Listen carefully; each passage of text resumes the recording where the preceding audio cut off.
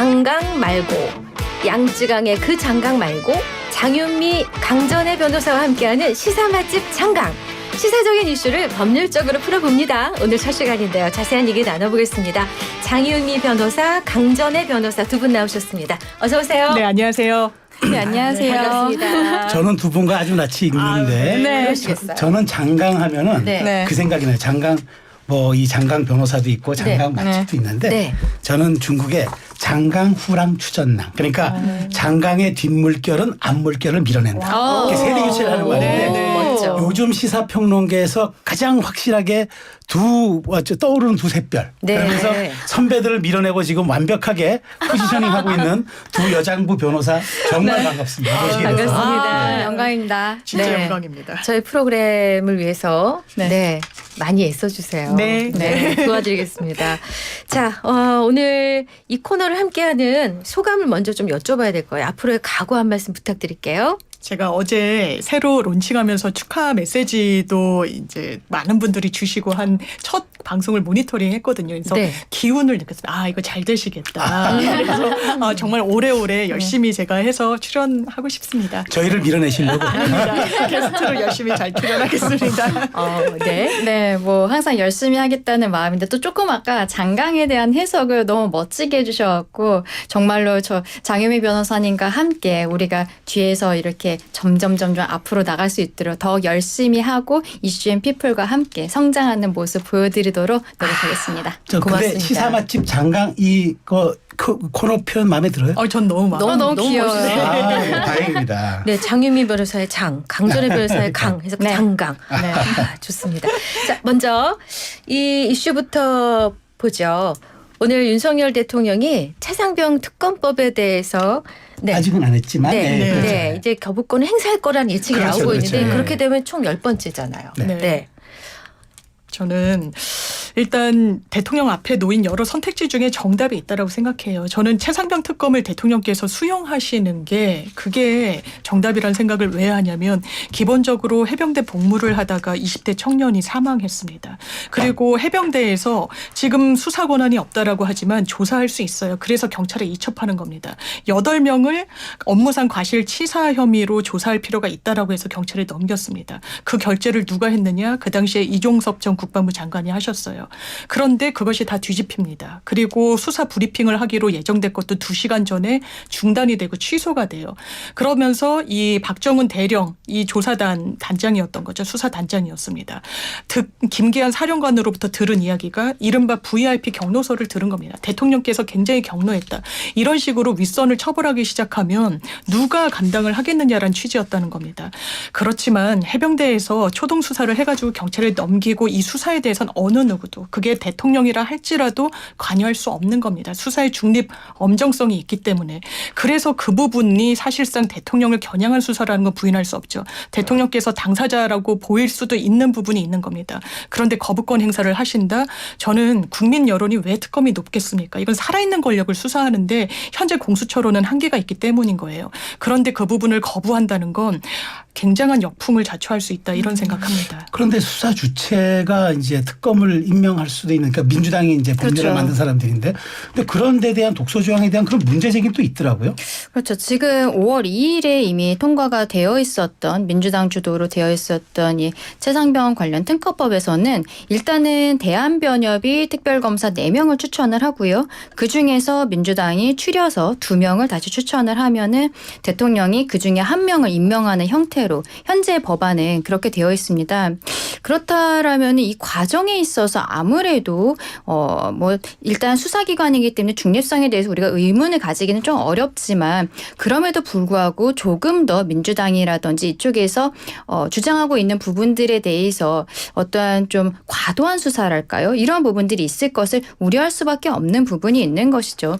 그리고 기본적으로 지금 일단은 최상병 특검법과 관련해서의 문제는 현재 현재 수사기관에서 수사 중이라는 겁니다. 공수처에서 수사를 하고 있고 이게 작년 7월경에 있었던 일입니다. 홍수가 났을 때 이제 최상병 사망 사건이 발생을 했고 여기에 있어서의 사망 원인이라든지 이런 것을 규명한 것을 넘어서 이 사실에 대한 어떠한 윗선의 압력 이런 것들이 있었던 것이 아닌가라는 의혹이 있기 때문에 사실은 단순히 경찰뿐만이 아니라 공수처에서도 지금 수사가 진행 중이거든요. 민주당에서 포커스를 맞추고 있는 것도 바로 그 부분입니다. 그런데 최근에 그 대통령이 이제 총선 이후에 기자회견을 하면서도 이야기를 했지만 최상병 사망 사건과 관련해서는 공수처에서 수사가 진행 중이고 수사가 마무리가 되었을 때 여기에 대해서 어떠한 미진하다거나 좀 의혹이 있다라거나 그런 경우에 특검을 진행을 하는 것이지 현재로서는 수사가 진행 중이기 때문에 수사를 조금 더 지켜보자는 말입니다. 대통령도 기자회견에서 정확히 이야기를 한 것이 무엇이냐면 특검이라는 것에 대해서 본인이 지금 공수처의 수사가 마무리되었을 때 미진하다 생각하면 내가 먼저 특검을 요구하겠다. 그러한 이야기를 했거든요. 현재로서는 최근에 이제 법무관리관이라든지 그리고 지금 김계한 사령관이라든지 이런 분들에 대해서 계속적으로 소환 조치를 하고 그러면서 조사를 하는 과정들이 있지 않습니까? 이것이 언론에 브리핑이 되고 있죠. 그럼에도 불구하고 사실은 국민들께서 여기에 대해 의혹을 가지실 수는 있다고 저도 생각해요. 왜냐하면 작년 7월에 있었던 일인데 이것이 지금까지 어떠한 소환이라든지 이게 최근에 이루어지고 있잖아요. 그리고 네. 우리 국민들께서 여기에 대해 다시 한번 상기하시게 됐던 것은 사실은 이종섭 전 호주 대사가 출국하는 과정에서 출국 금지가 있었다는 것 이런 것들을 알게 되면서 왜 이 사건이 수사가 진행이 되고 있지 않은 거야라고 하는데 분명히 공수처 내에서는 사람을 소환하기 전에 무언가 다른 조사 과정이 있었을 것입니다. 조사라는 것은 소환만 할 수 있는 것은 아니거든요. 그렇다면 사실은 저는 이 과정에서 글쎄요 지금 특검 이야기도 나오고 있긴 하지만 공수처에서 본인들의 수사 과정이 지금 어디까지 이루어져 있는지 뭐 피의사실 공표가 아니라 수사가 어느 정도 더 이루어져야 된다고 생각하는지 어떤 언론 브리핑 같은 게 있으면 좋겠다라는 생각을 좀 개인적으로 하고 있습니다. 네. 그래서 이제 두 분의 말씀을 들어보면 이제 여기에 대한 양쪽에 이제 그 논점은 분명해요. 이제 여기 저 여론을 얻고 있는 법안이고 여기는 독소 조항이 있는 법안이다. 지금 수사가 진행 중이다. 근데 이게 이제 만일 아직은 안 했지만 오늘 대통령께서 거부권 행사하면은 이게 다시 국회로 재이송되지 않습니까? 그러면 이제 결과적으로 가장 쟁점은 이제 다음 주 화요일로 예정된 본회의에서 이게 과연 그러면 재의결이 가능하냐. 네. 그다음에 국민의힘 이탈표가 얼마나 나오냐. 이거 문제인데 맞습니다. 이 부분 어떻게 보세요? 이게 상당히 숫자적으로는 좀 어려운 것 같아요. 17표에 국민의힘 입장에서는 반란표가 나와야 되는 것인데 지금 공식적으로 재부의가 되면은 나는 찬성표 던지겠다라고 하신 분이 안철수 의원 있으시고요. 이상민 의원도 그랬고 김웅 의원은 공식적으로 같은 입장을 견지했었기 때문에 그렇게 하겠지만 17표는 되지가 않을 공산이 크죠. 그리고 국민의힘 내부 기류를 들어봤더니 일단 모수 그러니까 분모가 많아야 됩니다. 그러니까 일단 국민의힘은 출석을 많이 하셔야 이 표 계산에 있어서 유리한 국면이 전제가 되기 때문에 지금 낙선자들도 한 50명이 넘거든요. 그런데 해외 출국 일정을 다 보류하고 정지시키라고 이제 어떤 당의 지시가 내려왔다라고 하더라고요. 이제 불만 섞인 기류도 있다 이렇게 들었는데 일단 표 단속을 굉장히 하고 있는 거죠. 사실상 국민의힘에서는 당론으로 이 부분을 채택한 부분이고요. 그런데 국민의 여론이 최상병 특검에 대해서는 공수처에 제대로 좀 믿기가 어렵다는 부분이 있습니다. 그리고 이런 특검 정국을 사실상 자초하고 소환한 건 대통령이 이종섭 전 국방부 장관을 호주 대사로 임명하면서 더 여론이 불붙은 거예요. 사실 수면 아래 좀 아래에서 공수처 수사를 그냥 지켜보자라는 기류도 있었지만 대단히 무리수를 둔다라는 인상을 국민들이 받은 겁니다. 그리고 공수처 제대로 옹립해야죠. 잘 정립해야죠. 그런데 일단 기본적으로 한계를 갖고 탄생한 조직인 부분이 있습니다. 일단 군과 관련해서는 기소권이 없어요. 기소를 할 수 없기 때문에 또 검찰에 넘겼을 때 검찰이 어떤 판단을 할지 알 수가 없는 겁니다. 김웅 의원의 고발사주 사건과 관련해서 공수처에서 수사했죠. 수사권은 있으니까요. 그거 검찰에 넘기면서 김웅 의원 기소해야 된다 그랬습니다. 검찰이 기소하지 않았어요. 그 윗선에는 한동훈 전 위원장과 더 윗선에는 그 당시에 윤석열 검찰총장이 계셨던 겁니다. 그렇기 때문에 이 부분과 관련한 구조적인 한계를 지금 점검해서 대안을 모색할 수 없다 보니 특검이 유일한 방안이다, 대안이다 이렇게 이야기하는 것 같습니다. 그러면 제가 강 변호사께. 네. 그러면 지금 국민의힘에서는 이탈표가 있으면 이게 다시 재의결이 되잖아요. 그런데 그렇죠. 근데 네. 지금 말씀하신 것처럼 모수가 낮아질 가능성. 저는 그럴 가능성은 높지 않다라고 생각하고요. 왜냐하면 모수라는 거는 일단 출석해 있는 사람 자체는 우리 영상에 남지 않습니까? 뭐 거기에 카메라도 들어가 있고. 근데 이게 재의결의 경우에 이제 무기명 투표 형태로 되기 때문에 그렇다면 국민의힘에서 내심 최상병 특검법에 대해서 찬성했던 특히 이번에 22대에 당선되지 못한 의원들이 투표를 하는 것이 아니냐, 가결로 하는 것이 아니냐라는 이야기가 나올 수 있을 것 같은데요. 저는 이거는 약간 정치의 생리와는 맞지 않다라고 생각을 합니다. 어쨌든 정치인들 입장에서는 본인이 당과 다른 입장을 가지고 있다면 저 같은 경우에는 오히려 말을 할 것 같아요. 김웅 의원처럼 아예 표결에 참여를 하든지 지금 안철수 의원이나 뭐 이상민 의원처럼 정확하게 이야기를 하는 것이죠. 그렇게 앞서서 먼저 본인이 얼굴을 내고 이름을 걸면서 저는 여기에 대해서 찬성하는 편으로 하겠습니다라고 하지 않는 이상은 저는 현재로서는 조용한 가운데 그렇지는 않을 것이라 생각하고, 그리고 대통령이 기자회견 과정에서 한 이야기가 있지 않습니까? 본인이 오히려 여기에 대해 수사가 미진하면은 특검을 하도록 먼저 이야기를 하겠다라고 했잖아요. 그렇다면 저는 그럴 가능성이 있을 것 같아요. 일단 22대에 이제 들어가지 못하시는 분들은 좀 어렵겠지만 이제 임기가 더 연장이 되신 분들 입장에서는 대통령도 그런 이야기를 했는데 본인이 보기에도 만약에 개인적인 판단으로 공수처의 수사 같은 것이 미진하다고 생각하면은 22대에서도 어차피 다시 한번 이제 올리겠다고 하고 있잖아요. 민주당에서는 이번에 재의결 안 됐을 때 거기에 대해서 본인은 그때는 찬성하겠다라는 이야기를 지금 조건부처럼 네. 이야기하고 그 의결에 들어가는 분들이 있을 수 있을 것 같다라는 생각입니다. 네. 그러니까 지금 유튜브 댓글창에 이제 영선이님이 예, 그 지금 올라온 거 한번 소개해 주시죠. 공수처를 왜 만들었나요? 그러면 이렇게 저는 하시네. 그게 참 민주당 입장에서 안타까운 부분이라 생각하는데요. 네. 그동안에 민주당이 주도를 해서 공수처라는 기관을 만들었죠. 그 당시에는 검찰을 믿지 못하겠다라고 했기 때문에 공수처를 만들었는데 이제는 민주당에서 공수처도 믿지 못하겠으니까 과거에 공수처에게 주었던 그러한 신뢰를 특검으로 가야겠다라고 지금 이야기하고 있는 것으로 봐야 되거든요. 근데 지금 이 상황에 대해서 민주당이 지금 하고 있는 어떠한 행동들을 저는 약간 답정너의 느낌이 있다라고 생각합니다. 특검을 했을 때에도 만약에 그 결과가 본인들이 받아들이기 어려운 것이 나왔을 때는 특검에 대한 특검을 그럼 이야기할 것인가? 저는 지금 22대 특히 민주당에서는 가능성이 있는 일이라고 생각을 하거든요. 그래서 지금 우리 청취자분께서 해주신 질문에 저도 굉장히 공감을 합니다. 장 변호사님 아주 입이 근질근질 하신 것 같아요. 지금 보니까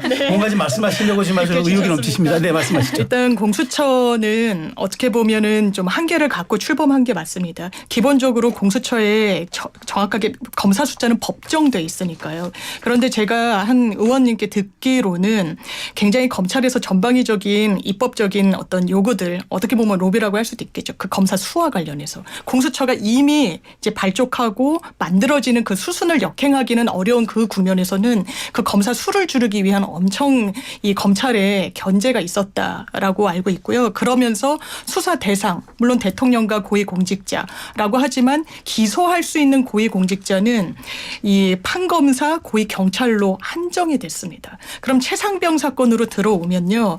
지금 최상병 사건에 배당된 공수처 수사검사가 한 3, 4명 정도라고 하죠. 언론에서 유재훈 국방부 법무관리관이 뭐 경찰로 넘어간 자료를 그리고 수사 기록을 다시 반환받고 이랬기 때문에 문제가 돼서 막 굉장히 오랫동안 조사를 받았거든요. 그때 영장 청구할 거냐고 물었을 때 공수처에서 그럴 여력 없다라고 했습니다. 국민의힘 얼마 전에 뭐라 그랬습니까? 이종섭 전 장관이 호주에서 와서 본인이 호주 이 대사로 임명된 이후에 공직을 수행해야 되는 부분도 있지만 이 부분 빨리 마무리가 돼야 되니 나를 소환 조사해달라. 조사 못했습니다. 수사 무르익지 않았다라는 것이었었거든요.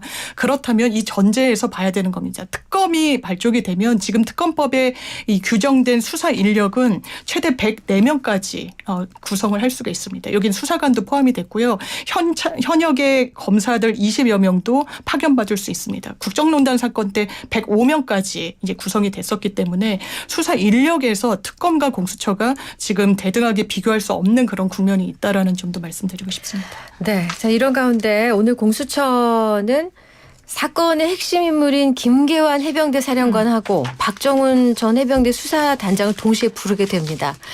뭐 이른바 VIP 경로설에 대해서 대질 조사를 하는 거냐.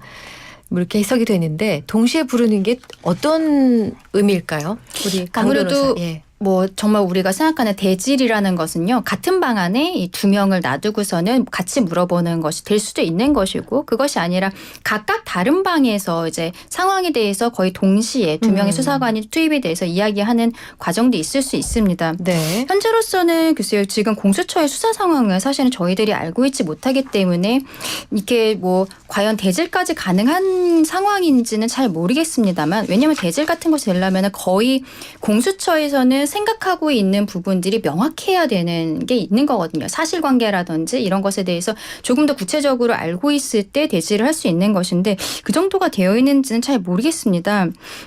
다만 지금 공수처에서 어쨌든 당사자로 지목되고 있는 지금 김계한 사령관이 이런 VIP 검열설에 대해서 이야기를 했었던 당사자로 지금 지목이 되고 있는 상황이고, 그리고 거기에 대해서 가장 문제 제기를 하고 있는 사람이 지금 박정은 전 대령 아니겠습니까? 네. 이분들에 대해서 소환을 하고 있다는 것은 저는 어쨌든 그 가장 중심 인물들에 대해서 지금 가장 중점적으로 보고 있는 상황인 것 같아요. 그래서 지금까지의 수사 과정이 이제는 좀 어느 정도는 무르익었다라고는 볼 수 있지 않을까라고 생각을 합니다.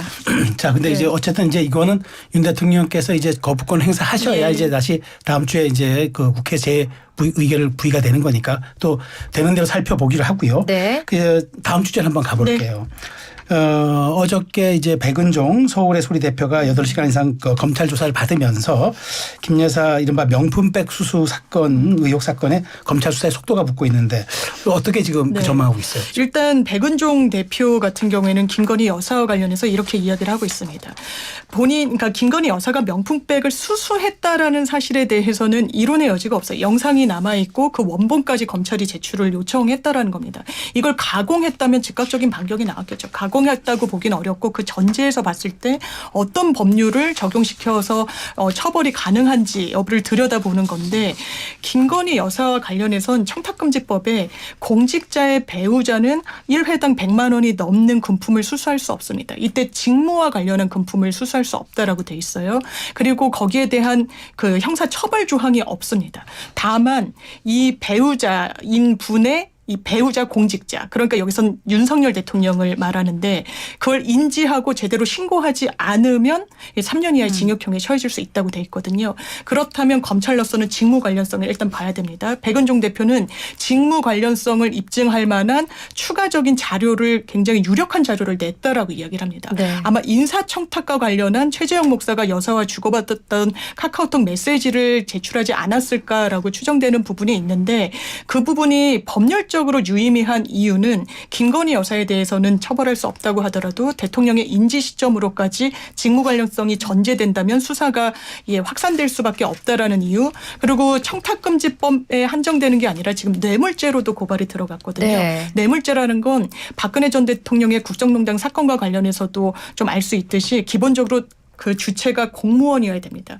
그런데 최서원으로 개명한 최순실 씨도 뇌물죄로 처벌을 받았거든요. 이게 공범으로 본 거예요. 경제적 공동체라는 이유로. 그런데 윤석열 대통령과 김건희 여사가 경제적 공동체라는 건 법률적으로 이론의 여지는 없습니다. 그래서 그 경위를 좀 더 수사를 할 수 있는 유력 자료를 냈다라고 하기 때문에 이 부분이 뭔지 조만간 드러나게 되면 또 어떤 파장을 일으킬지 좀 모르겠습니다. 네. 근데 사실 초미의 관심은 김건희 여사에 대한 소환 여부인 네. 것 같거든요. 소환 조사가 이루어질 거라고 보시는지요? 저는 어느 정도는 가능성이 있지 않을까라고 생각을 하는데요. 네. 일단은 지난주에 그 가방을 줬던 최재형 목사에 대한 소환 조사를 했고, 그리고 이제 그 서울에서 우리 백은종 대표에 대해서도 소환 조사를 하지 않았습니까?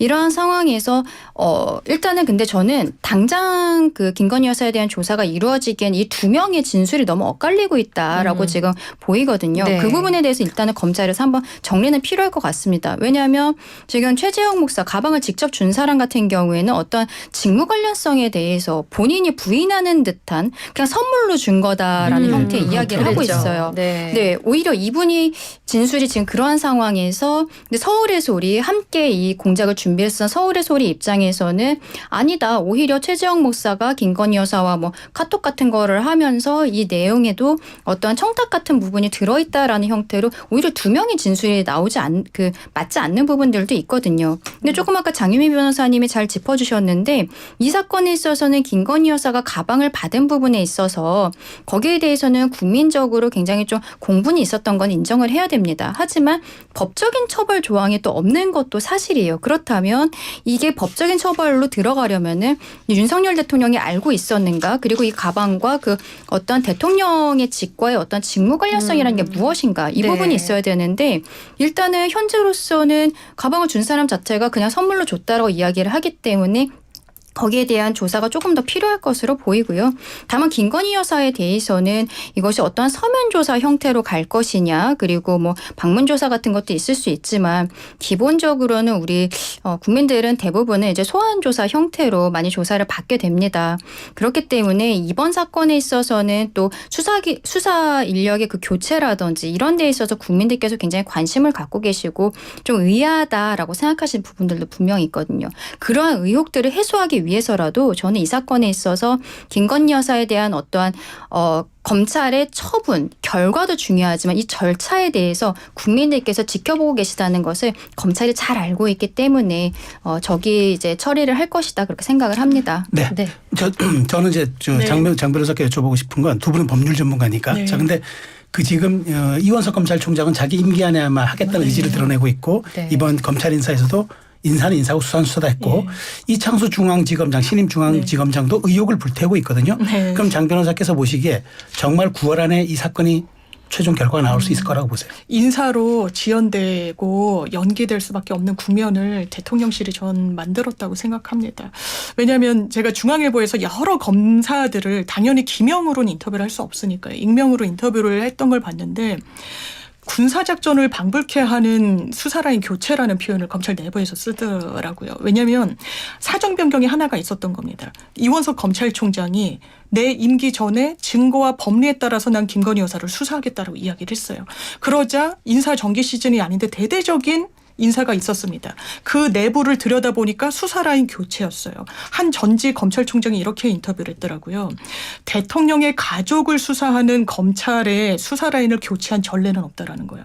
이게 국민의 눈치를 보일 수밖에 없기 때문에 그런 무리수를 역대 어떤 대통령도 두지는 않았다는 겁니다. 그런데 1차장부터 4차장까지를 전부 교체를 했어요. 이창수 서울중앙지검장도 당연하지만 언론이 김건희 여사 수사 어떻게 할 건지 물었습니다. 물론 원론적인 답변을 했지만 본인이 정확하게 보고받고 사건 들여다봐야 된다라고 이야기했습니다. 너무나 당연하죠. 왜냐하면 이제 막 부임이 됐으니까요.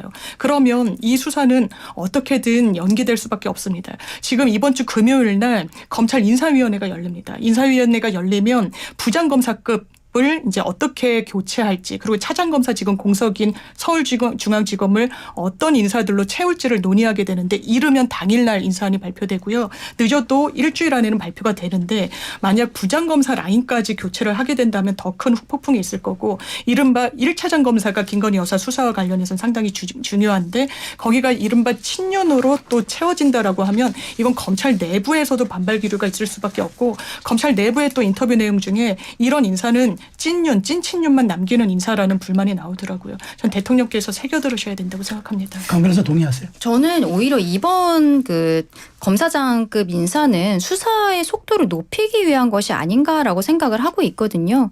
이번에 그 이원석 검찰총장은 본인 임기 9월 동안에 그 이재명 대표의 대북 송금 의혹도 지금 같이 마무리를 하겠다고 했습니다. 그리고 김건희 여사의 명품백 의혹 그 얘기도 하고 있지만 사실은 또 지금 전국을 그 경색시키고 있는 것은 도이치모터스 의혹에 대한 어떤 특검 이러한 이야기들도 있는 거거든요.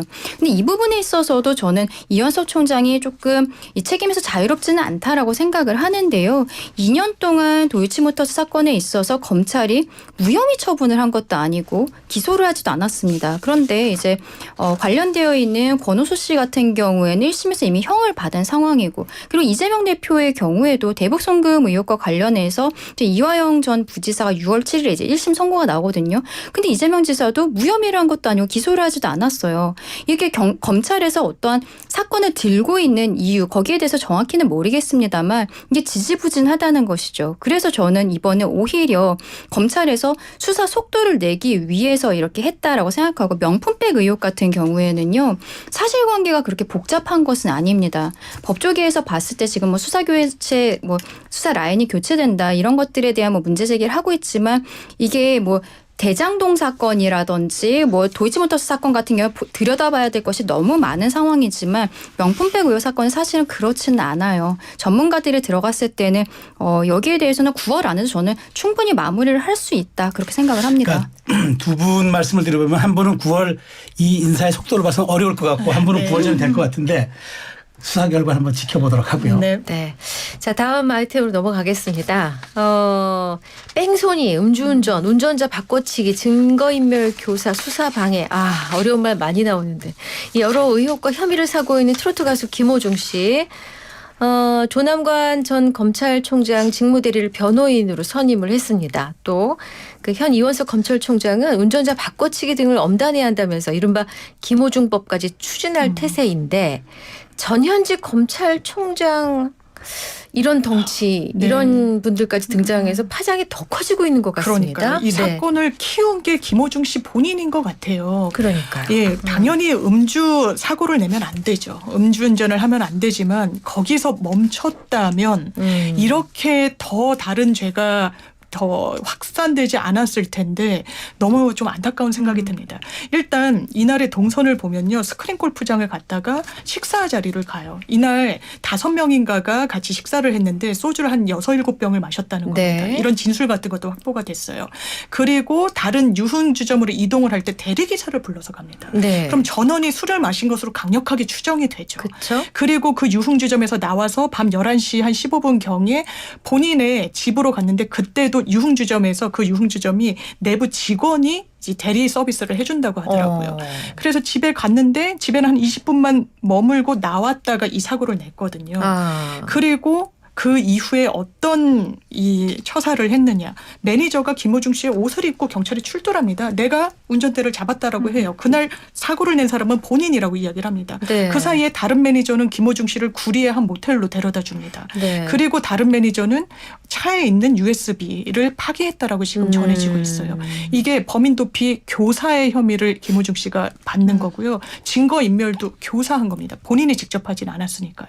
이렇게 죄를 더하고 있기 때문에 운전자 바꿔치기 한 부분 물론 실무에서도 지금 엄하게 처벌하고 있긴 하지만 아예 법의 양형 기준을 높이든 법정형을 높이든 이런 부분에 대한 어떤 후속 조치가 있어야 된다라는 이런 문제의식이 검찰 내부에서도 이런 맥락에서 나온 것 같습니다. 그러니까요. 근데 지금 또 사실은 김호중 씨에 대한 논란이 더 커지는 것은 이러한 상황에서 본인이 음주운전은 아니다라고 부인을 하면서 콘서트를 강행을 했었던 부분들이 그렇죠. 있는 네. 것이죠. 예. 창원에서도 콘서트를 하고 그리고 또 KBS와 함께한 한 40억 정도가 들어가는 이 지금 큰 콘서트를 또 앞두고 있지 않습니까? 네. 이러한 상황에서 지금 일단 창원 콘서트를 마무리를 하고서 갑작스럽게 계속 그동안에는 음주한 적이 없다라고 이야기를 하다가 이제는 뭐 인정을 하는 형태로 그리고 뭐 자진 출두를 하겠다 이러한 이야기들을 해서 국민들께서 더 의아하다라고 생각을 하시는 부분이 있는데 여기에 대해서는 저는 조금 조심스럽기는 한데 어떠한 구속 가능성에 대한 그 고려가 있었기 때문에 진술이 가능한 것이 아닐까 이런 생각이 들거든요. 네. 지금 그 40억이 들어간다는 그 더 클래식이라는 콘서트 진짜 큰 콘서트를 앞두고 있는데 지금 어떠한 이제 영장이 청구될 수 있다라는 형태의 이야기들이 계속적으로 나오고 그 영장이 청구되는 이유는요. 증거인멸이 있다라든지 도주의 우려가 있다라든지 뭐 이런 것들입니다. 그런데 김호중 씨 같은 경우에는 도주의 우려보다도 지금 증거인멸에 대한 이야기들이 너무 많은 거예요. 네. 그 일단 블랙박스 USB도 없어지는 상황이 되어 있었고 본인이 계속적으로 아니라고 이야기를 하는데 그랬죠. 증거가 뭔가 이제 시원치가 않잖아요. 그리고 그런 상황에서 사실은 이게 영장이 청구가 되면은 발부될 가능성들 어느 정도 있거든요. 이거를 막기 위해서는 사실은 변호사들은 차라리 자백을 하는 것이 낫다라는 이야기를 해줬을 수 있습니다. 지금 또 이제 김호중 씨 같은 경우에는 유명한 정관 변호사를 선임을 한 상황이어서 아마 변호사와 상의하에 본인의 진술이 바뀐 것으로 보이는데요. 그렇게 되면은 이제 콘서트가 가능할 수 있는 것이죠. 영장이 그렇구나. 발부가 안 될 수 근데 있기 때문에. 궁금한 게 있어요.